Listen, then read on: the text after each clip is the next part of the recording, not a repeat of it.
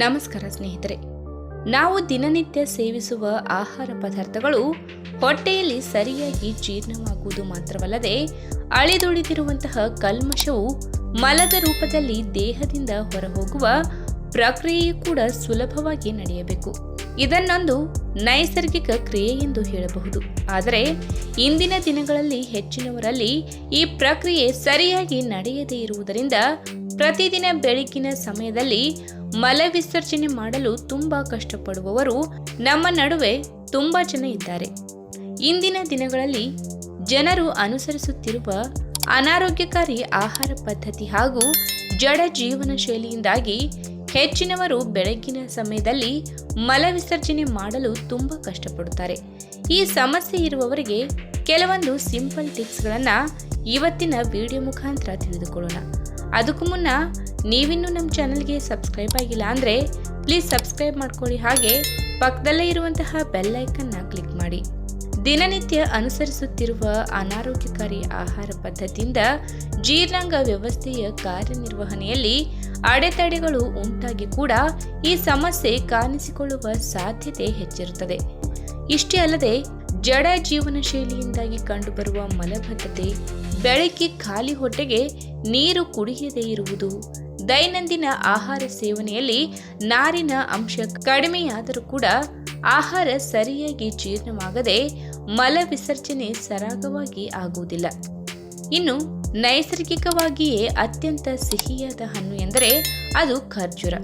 ಈ ಹಣ್ಣನ್ನ ವನ ಅಥವಾ ಹಸಿ ಯಾವುದೇ ರೂಪದಲ್ಲಿಯೂ ಕೂಡ ಸೇವನೆ ಮಾಡಬಹುದು. ಮರುಭೂಮಿ ಪ್ರದೇಶದಲ್ಲಿ ಬೆಳೆಯುವ ಈ ಹಣ್ಣಿನಲ್ಲಿ ಹಲವಾರು ಬಗೆಯ ಖನಿಜಾಂಶಗಳು, ವಿಟಮಿನ್ಸ್ ಹಾಗೂ ಪೋಷಕಾಂಶಗಳನ್ನು ಒಳಗೊಂಡಿದೆ. ಪ್ರಮುಖವಾಗಿ ಈ ಹಣ್ಣಿನಲ್ಲಿ ಫೈಬರ್ ಅಥವಾ ನಾರಿನ ಅಂಶ ಹೆಚ್ಚಿನ ಪ್ರಮಾಣದಲ್ಲಿ ಕಂಡುಬರುವುದರಿಂದ ನಮ್ಮ ಜೀರ್ಣಶಕ್ತಿಯನ್ನು ಹೆಚ್ಚಿಸುವ ಜೊತೆಗೆ ಕರುಳಿನ ಚಟುವಟಿಕೆಗಳನ್ನು ಕೂಡ ಅಚ್ಚುಕಟ್ಟಾಗಿ ನಿರ್ವಹಣೆ ಮಾಡುತ್ತದೆ. ಹೀಗಾಗಿ ಪ್ರತಿ 5-6 ವನ ಖರ್ಜೂರಗಳನ್ನು ನೀರಿನಲ್ಲಿ ನೆನೆಸಿಟ್ಟು ಬೆಳಗ್ಗೆ ಖಾಲಿ ಹೊಟ್ಟೆಗೆ ಸೇವನೆ ಮಾಡಿ. ಇಲ್ಲಾಂದ್ರೆ ಬೆಳಗಿನ ಸಮಯದ ಖಾಲಿ ಹೊಟ್ಟೆಯಲ್ಲಿ 1 ಲೋಟ ಹಾಲಿಗೆ 3-4 ಖರ್ಜೂರಗಳನ್ನು ಹಾಕಿ ಸೇವನೆ ಮಾಡಿದರೂ ಕೂಡ ಈ ಸಮಸ್ಯೆಗೆ ಪರಿಹಾರ ಕಂಡುಕೊಳ್ಳಬಹುದು. ಇನ್ನು ವನದ್ರಾಕ್ಷಿ. ನೈಸರ್ಗಿಕ ಸಕ್ಕರೆ ಅಂಶವನ್ನು ಒಳಗೊಂಡಿರುವಂತಹ ವನದ್ರಾಕ್ಷಿಯಲ್ಲಿ ಕಬ್ಬಿನಾಂಶ, ಪೊಟ್ಯಾಷಿಯಂ, ಕ್ಯಾಲ್ಸಿಯಂ ಹಾಗೂ ಉನ್ನತ ಮಟ್ಟದ ನಾರಿನಾಂಶ ಕಂಡುಬರುವುದರಿಂದ ಇದು ನೈಸರ್ಗಿಕ ವಿರೇಚಕವಾಗಿ ಕೆಲಸ ಮಾಡುವುದು.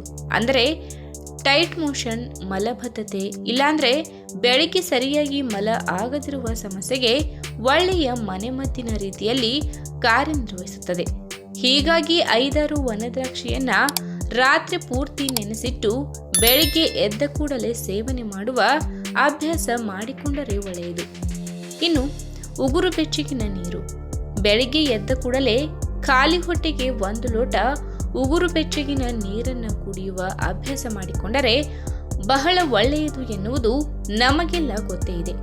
ಅಂತೆಯೇ ಖಾಲಿ ಹೊಟ್ಟೆಗೆ ಉಗುರು ಬೆಚ್ಚಗಿನ ನೀರು ಕುಡಿಯುವುದರಿಂದ ಜೀರ್ಣಕ್ರಿಯೆಯ ಪ್ರಕ್ರಿಯೆಯು ಸರಿಯಾಗಿ ನಡೆಯಲು ಸಹಾಯವಾಗುತ್ತದೆ. ನೆನಪಿಡಿ, ಚಳಿಗಾಲದ ಸಮಯದಲ್ಲಿ ಹೆಚ್ಚಿನ ಪ್ರಮಾಣದ ನೀರು ಕುಡಿಯಲೇಬೇಕು. ಯಾವುದೇ ಕಾರಣಕ್ಕೂ ಕೂಡ ದೇಹಕ್ಕೆ ನಿರ್ಜಲೀಕರಣದ ಸಮಸ್ಯೆ ಕಂಡುಬರಬಾರದು. ನೀರಿನ ಸೇವನೆಯಲ್ಲಿ ಸ್ವಲ್ಪ ಬದಲಾವಣೆಯಾದರೂ ಇಂತಹ ಸಮಸ್ಯೆಗಳು ಕಟ್ಟಿಟ್ಟ ಬುತ್ತಿ. ಇನ್ನು ಮೊಸರು. ಜೀರ್ಣಕ್ರಿಯೆಗೆ ಸಂಬಂಧಪಟ್ಟ ಸಮಸ್ಯೆ ಇರುವವರು ಆದಷ್ಟು ಪ್ರೋಬಯೋಟಿಕ್ ಹೆಚ್ಚಿರುವ ಆಹಾರಗಳನ್ನು ಸೇವನೆ ಮಾಡಬೇಕು ಎಂದು ವೈದ್ಯರು ಕೂಡ ಸಲಹೆ ಮಾಡುತ್ತಾರೆ. ಇಂತಹ ಆಹಾರಗಳು ಕರುಳಿನ ಭಾಗದಲ್ಲಿ ಒಳ್ಳೆಯ ಬ್ಯಾಕ್ಟೀರಿಯಾಗಳ ಸಂಖ್ಯೆಯನ್ನು ಹೆಚ್ಚು ಮಾಡಿ ಅಜೀರ್ಣ, ಮಲಬದ್ಧತೆಯಂತಹ ಸಮಸ್ಯೆಯನ್ನು ದೂರ ಮಾಡುವುದು ಮಾತ್ರವಲ್ಲದೆ ಕರುಳಿನ ಭಾಗದಲ್ಲಿ ಕಂಡುಬರುವ ಮಲವನ್ನು ಸರಾಗವಾಗಿ ದೇಹದಿಂದ ಹೊರಹಾಕುವ ಪ್ರಕ್ರಿಯೆಯನ್ನು ಇಂತಹ ಆಹಾರಗಳು ಅಚ್ಚುಕಟ್ಟಾಗಿ ನೆರವೇರಿಸುತ್ತವೆ. ಹೀಗಾಗಿ ಮಧ್ಯಾಹ್ನದ ಊಟದ ಜೊತೆಗೆ ಸ್ವಲ್ಪ ಮೊಸರನ್ನು ಸೇವಿಸುವ ಅಭ್ಯಾಸ ಮಾಡಿಕೊಂಡರೆ ಬಹಳ ಒಳ್ಳೆಯದು. ಈ ವಿಡಿಯೋ ನಿಮಗೆ ಇಷ್ಟವಾದಲ್ಲಿ ತಪ್ಪದೇ ಲೈಕ್ ಮಾಡಿ, ಶೇರ್ ಮಾಡಿ, ಹಾಗೆ ನಿಮ್ಮ ಅನಿಸಿಕೆನ ಕಮೆಂಟ್ ಮೂಲಕ ತಿಳಿಸಿ.